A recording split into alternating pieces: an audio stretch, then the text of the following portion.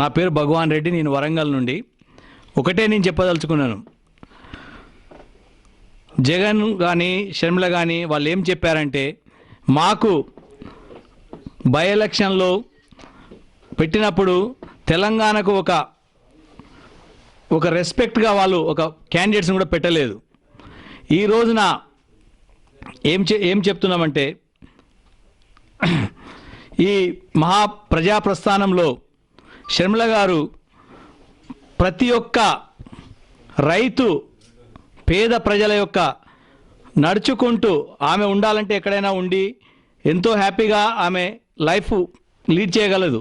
కానీ పాలిటిక్స్లో వాళ్ళు ఒక రెవల్యూషన్ అనేది తీసుకొచ్చారు. ఎవరు?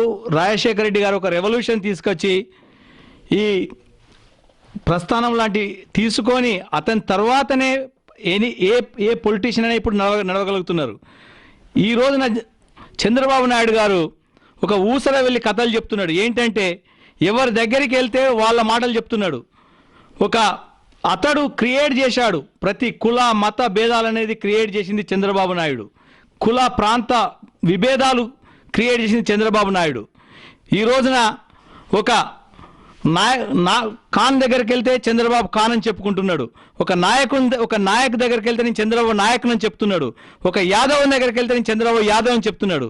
అతని యొక్క ఊసలో వెళ్ళి విషయాలు చెప్పుకుంటూ అమాయక ఓటర్లను ఒక చీటింగ్ చేయడానికి ఆయన చేసే ఈ కాలినడకను, అది ప్రతి టైం ఆయన స్టార్ట్ చేసినప్పటి నుంచి ఏదో ఒకటి ఆయన ఏం చెప్తున్నట్టే ఏదో ఒక ప్రాబ్లం చెప్తున్నా, నాకు కాళ్ళ నొప్పులు ఉన్నాయి, అది ఉన్నది ఇది ఉన్నదని.